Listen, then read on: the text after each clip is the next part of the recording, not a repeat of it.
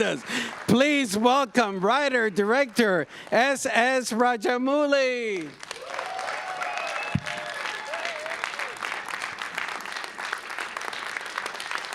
Oh my goodness.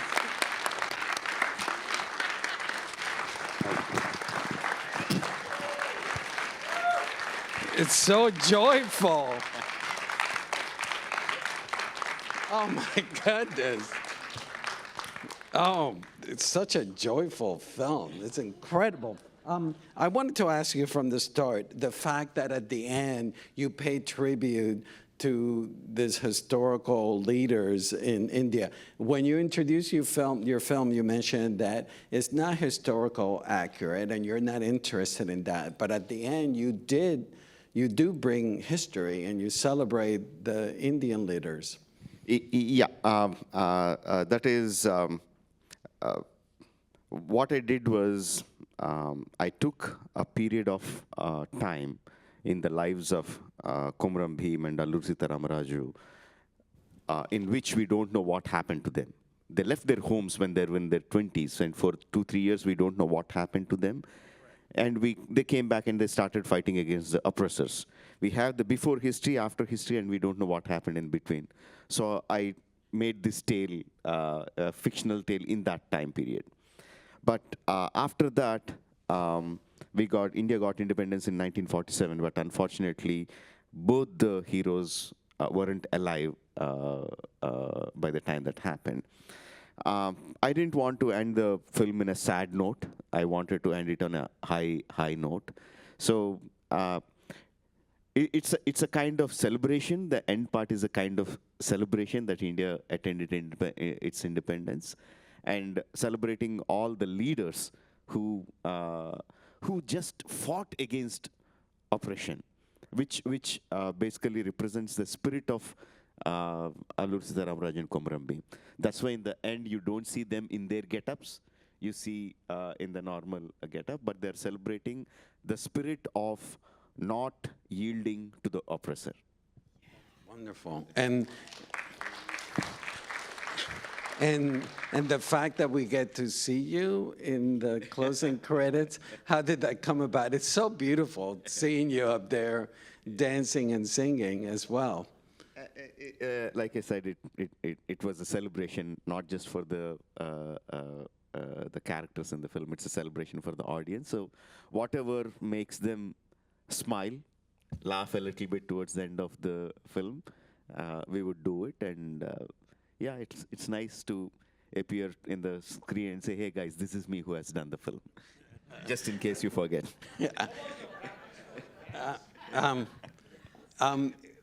I wanted to, I've watched the film many times, and what blows me away is how much emotion you build before action sequences, where the action sequences take us to fantasy and crazy worlds, but it's grounded deeply in emotion. Can you tell us about that approach? I think action and emotion go hand in hand.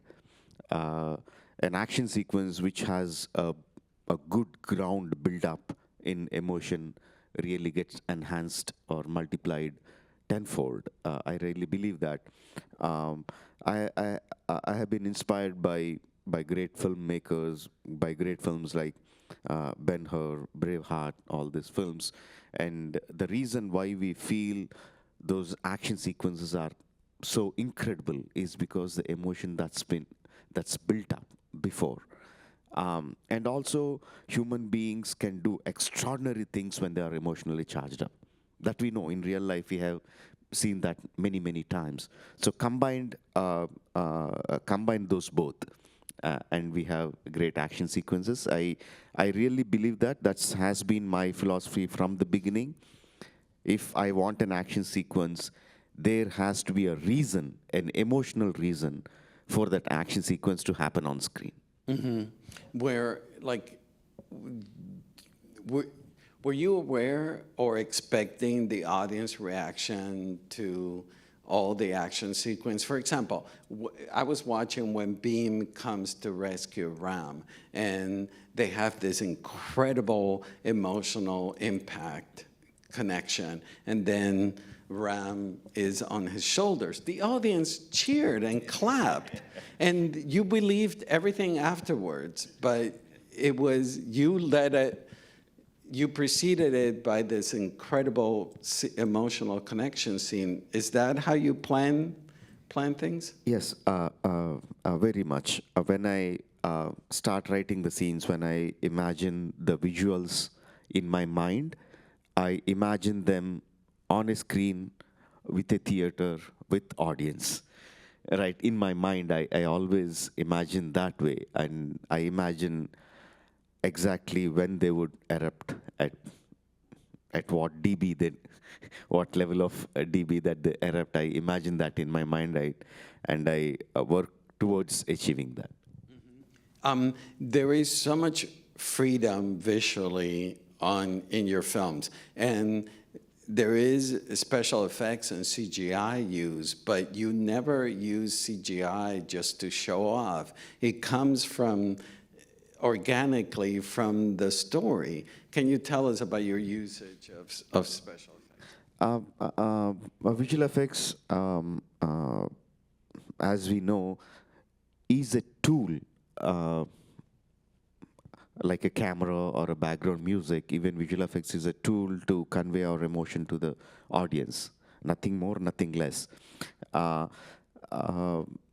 One thing is like the images in my mind themselves are larger than life, are bigger.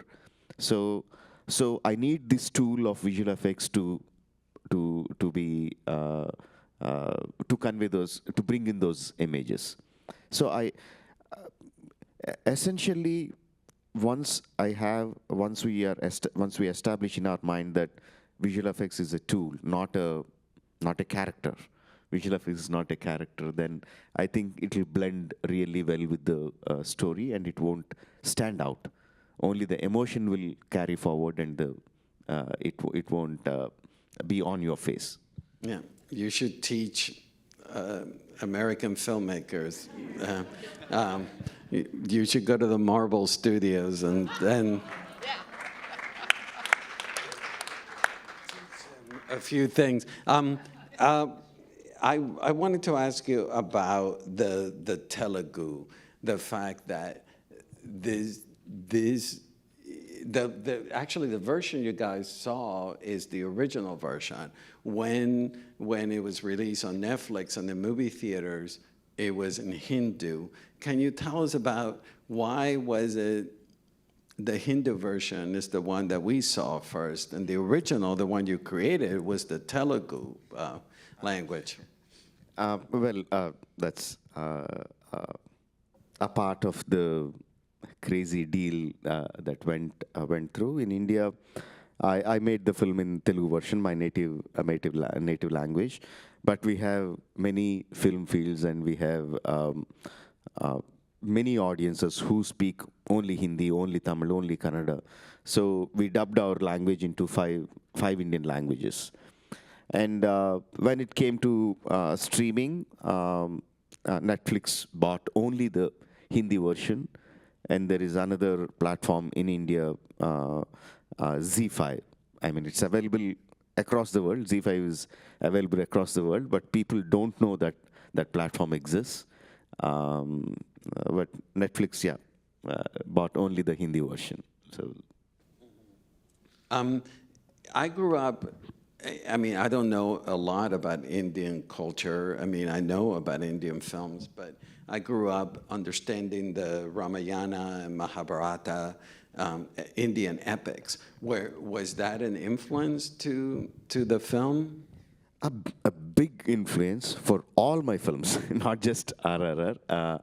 I have read the stories as a very young kid and kept on reading them throughout my life. There are hundreds of variations of those epics, which cater to young kids, young adults, grown-ups, philosophical versions, poetic versions, action versions. There's so many versions. and I have read many of them, and they are a big influence on all my films, including RRR. And when did you realize the about the story, the fact that you were going to have two freedom fighters, which are based on the true story, but you took it to a bigger fictional level? When did you think about, creating the story around those two freedom fighters? It happened on levels. For a long time, I wanted to do a multi-starrer. I like the idea of just two heroes being on screen together. Let them, it can be just having a cup of coffee, both of them having a cup of coffee, or just both of them beating each other to death, whatever it is, from this level to that level. Just having a multi-starrer is, I like the idea so much. Um, that is one line of thought. The second one is like when I saw Inglorious Bastards and suddenly Hitler was shot in a theater. I thought that was incredible. That really opened my eyes, and we don't need to be really shackled by historical accuracy when you are making a film. When you are making a documentary, when you are writing a textbook, obviously you have to give the historical, it has to be historically accurate. But when you are doing a film, that is not what you're trying to do. You're not giving a history lesson. You're essentially making audience feel certain emotions. So that was a big eye-opener for me. And lastly, The Motorcycle Diaries. It's a beautiful film. And we are seeing the story of a random guy named Shay who is having a kind of travelogue, which is nice. And suddenly at the end of the film, the director tells us it's actually Che Guevara. It's also I don't know whether it's a historically accurate film or it's a fictional story, but I thought that was great. That can be adapted to any culture, many of the stories can be adapted. So all these three put together, at some point of time, I realized I have Komuram Bhim, I have Alluri Sita Ramaraju. Both of them are born at the same time. Both of them left their houses at the same time. They came back after 2-3 years. We don't know what happened in that time. I have a great story here. And did you write the story? By the way, before I get there, you write your stories with your dad. So your dad was the co-writer of the story. What is it like being at home, living with your dad and working on scripts? It's great, right? Like, how many people in the world will get a chance to dictate their dads? Now, how many people will get a chance to order their dads to do something? So I get the chance as a director. I order my writer to do that. No, you are wrong. You do this way. And I think that's incredible, right? You're telling me that you have upper hand over your dad? Absolutely, I'm the director. And was the story all along with the two stars in mind? Those are the two biggest stars in India. It was always, you wrote for them in mind. Yeah, initially, my idea was to do a kind of romantic comedy film with these two stars. Initially, that was the idea. I even wrote a small story on it, and my wife listened to the story and said, who's going to watch a love story from you? You just come to terms with it. And I was taken aback. I was totally depressed that my wife couldn't, didn't think that I could make a romantic movie. But anyway, I started looking for a bigger story. Then, like I said earlier, I hit up on that idea. And is that why the movie's called RRR? Is the initials of the three of you? Yeah, that's a funny story. Like when we announced the project, I didn't have a title for the film, but we need to refer to the project with something. So someone came up with an idea, like, because it is Ramarao, one hero, Ramcharan, one hero, Rajamouli, the director. Let's just put it as #RRR to announce the film. But all the fans and audiences thought that was the title, and they started referring to it as RRR. And then we realized people are thinking this is the title, and we said, guys, this is not the title. We are just working it as we are using it as a working title, but they are already fixed in their mind that RRR is the title. So we didn't know what to do. So we ended up naming the film as Embracing it. RRR. Yeah, and then you came up afterward with Rise, Roar, and Revolt. Yeah, I mean, we announced a kind of competition for the fans, like expand the RRR, and they came up with different ideas, and we took some of them and used that. Tell us about the mix of genres, the fact that the movie seamlessly moves from dance to song to action to drama. Is that something that's seamless for you, to just like no boundaries? Let's just mix all the genres. All the Indian epic tales that I have read are similar in that sense. They flow. It flows from anger to humor to dance to song to emotions to the way of the flavors. They keep changing, but there is a grammar to that. You just can't have any scene in any which order. There is a kind of grammar which we call it the rasa. The emotion is called the rasa. Which rasa has to flow into which rasa? There is a grammar to it.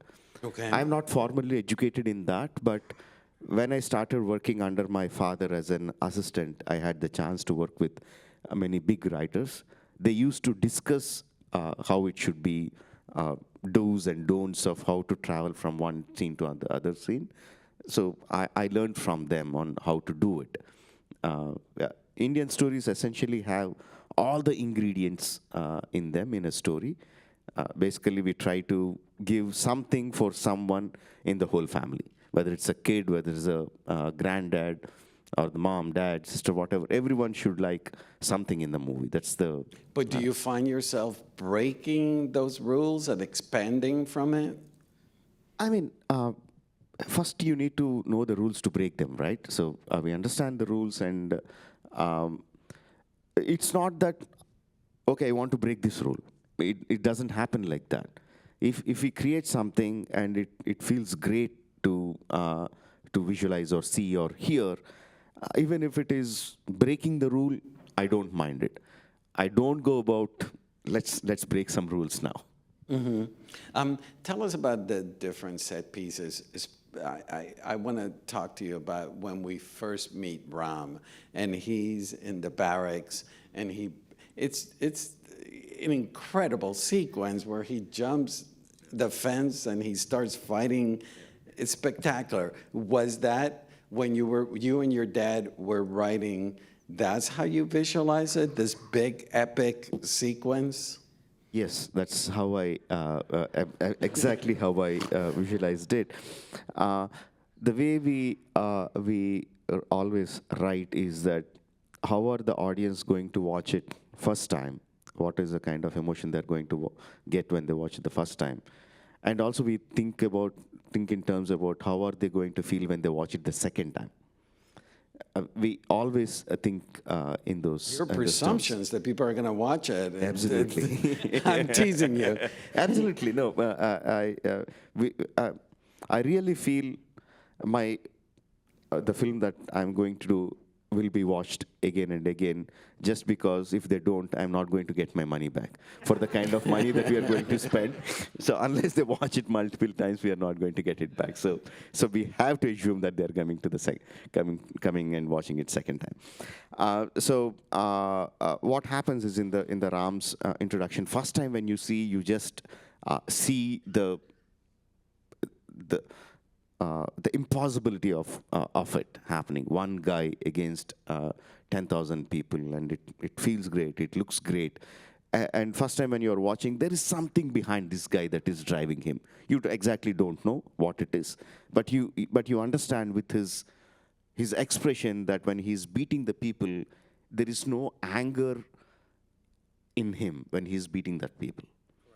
right? Even when he's catching that guy and bringing him and throwing on the feet of the officer, there is no anger in him, which feels odd, right? You're beating some people and there is no anger. So there is something about it that intrigues the audience. But when they watch it the second time is when the actual emotion hits him. My God, he's carrying so much of pain. He's actually feeling bad that he needs to beat them.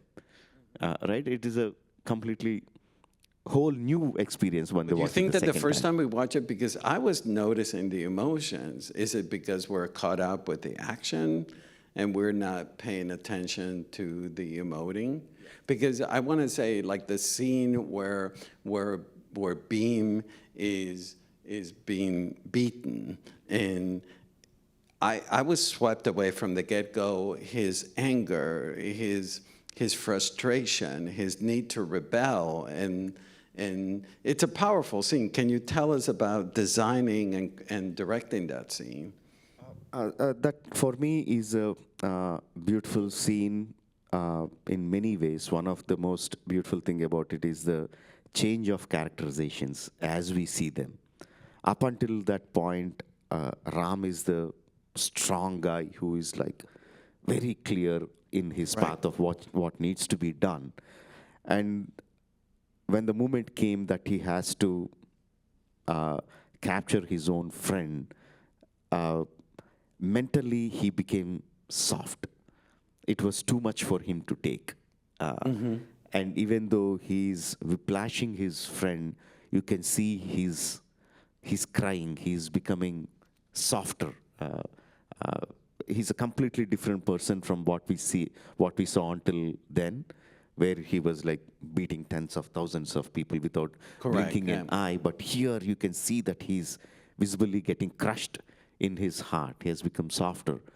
Whereas the innocent guy whom we saw in the beginning, even though he's physically strong, you can see Beam is a very, very innocent guy. But by the time when he comes to that in the spot, in the shackles and everything, you can see a visible transformation of him. He has become a very, very strong at heart. So that transformation for me is the essence of that sequence. Second thing is the people of Telangana, the land from which Beam came. They have been under oppression for decades, and people revolted against the oppressors many times. And the strongest weapon in all those revolutions in Telangana was the song. Not the weapons, not the guns, not the swords and everything. It was the song. They used song for everything, for celebration, for marriage, for childbirth, for death, to inspire people, to convey their sadness, convey their happiness. For everything they use song. So I love those folklore songs of Telangana. I had a chance to do that there, and I used that. Walk us through another powerful scene is where the animals are unleashed. But before that, we see him, he's heartbroken by the fact that she is suffering and she's in so much pain, and the unleashing of the animals comes from his frustration and pain. Tell us about, coming up with the scene and directing it as well. Like in the beginning we were discussing, for any action there needs to be a very strong emotional base. Correct. So this is the scene where Ram and Beam, the closest of friends, are going to realize that they are pitted against each other and they are going to fight. Correct. As a story. So that is like that gives us an opportunity for me to really go all out and do an explosive action sequence. Point number one. Point number two, so how do I do that? Beam is a guy from the forest. He doesn't have any friends in the city. He's not rich.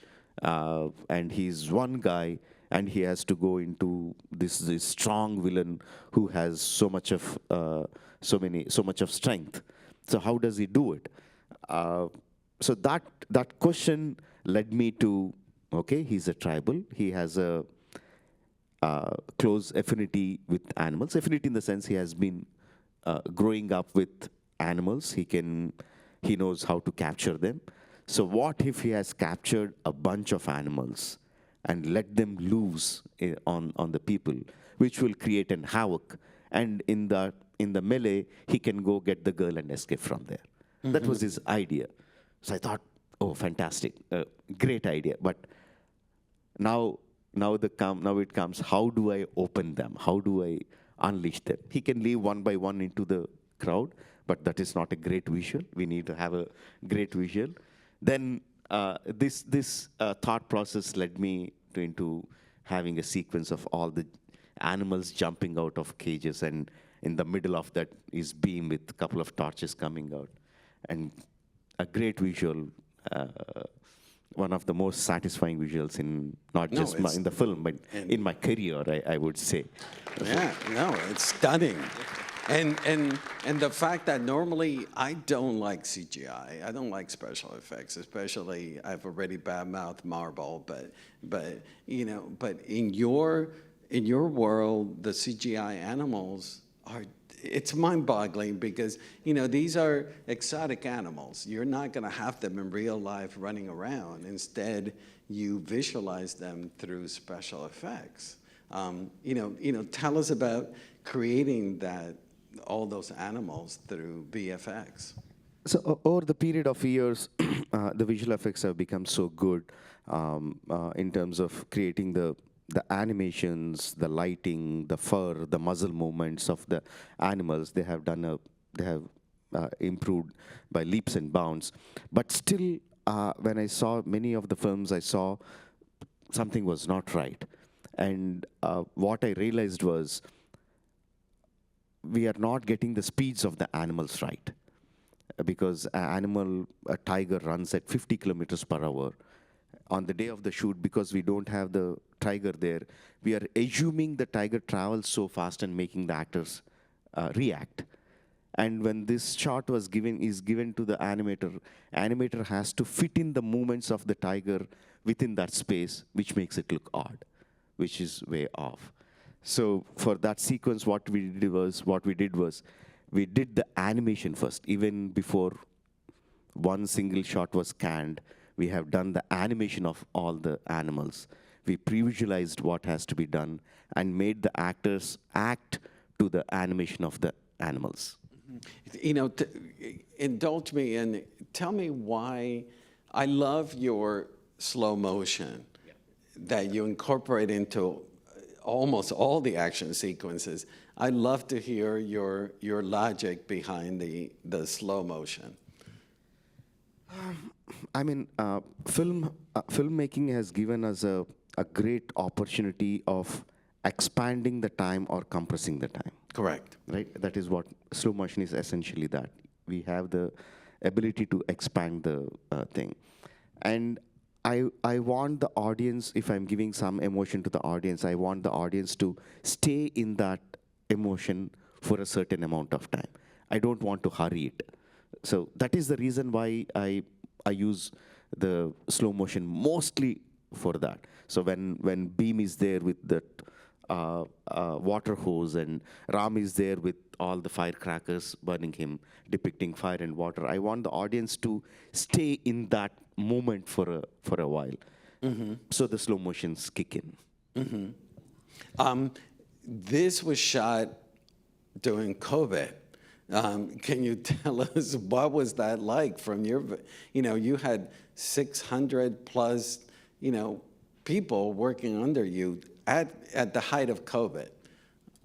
I mean, when the first lockdown happened, we had to shut down everything. We were shooting the animal sequence in March or February or March, I guess, and we had to suddenly stop everything, and for 10 months nothing happened. Wow. Nothing, absolutely nothing happened. But I can't complain because the whole world had stopped. It's not just my film. thousands of films stopped across the world, so thousands of businesses, lives stopped. So I shouldn't be complaining. And COVID wreaked havoc with everyone's lives, so it happened with this film also. But we thought, okay, that's what it is. We lost some amount of time, we lost some amount of money. Okay, that's what it is. There is nothing that can be done about it. We have to go forward, think what we do next. We just absorbed the cost and went forward and did it. And then, how do you feel about the success of the film? Not only huge success in India, I think it's the third highest box office grosser in Indian history, correct? And then in the United States, all over the world, it's a huge box office success. Can you tell us how you feel about that?